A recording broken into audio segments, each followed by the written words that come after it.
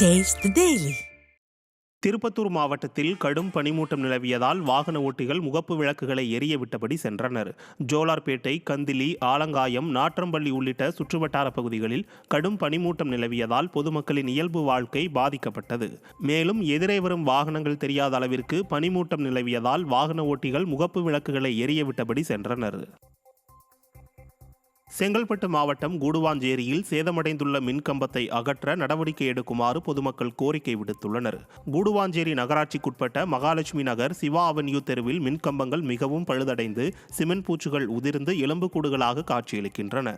இந்த பகுதியில் சுமார் 250க்கும் மேற்பட்ட குடியிருப்புகள் உள்ள நிலையில் இந்த மின்கம்பத்தால் விபத்து ஏற்படும் முன்பு கம்பங்களை அகற்றிவிட்டு புதிய மின்கம்பங்களை அமைக்க வேண்டுமென அப்பகுதி மக்கள் கோரிக்கை விடுத்துள்ளனர். நீலகிரி மாவட்டம் உதகை அருகே குளிருக்கு தீ மூட்டிய போது மூச்சு திணறல் ஏற்பட்டு ஒருவர் உயிரிழந்துள்ளார். இத்தலார் பகுதியைச் சேர்ந்த ஜெயபிரகாஷ் கடும் குளிர் காரணமாக வீட்டில் நெருப்பு மூட்டியுள்ளார். அப்போது புகையால் அவருக்கு மூச்சு திணறல் ஏற்பட்டு உயிரிழந்ததாக கூறப்படுகிறது. மேலும் வீட்டில் மயங்கிய நிலையில் இருந்த 4 பேர் மருத்துவமனையில் தீவிர சிகிச்சை அளிக்கப்பட்டு வருகிறது. இந்த சம்பவம் அப்பகுதி மக்களிடையே பெரும் சோகத்தை ஏற்படுத்தியுள்ளது. கன்னியாகுமரி மாவட்டம் நாகர்கோவிலில் கந்துவட்டி புகார் வழக்கில் காசி என்பவருக்கு 3 ஆண்டுகள் சிறை தண்டனை விதித்து நீதிமன்றம் தீர்ப்பளித்துள்ளது.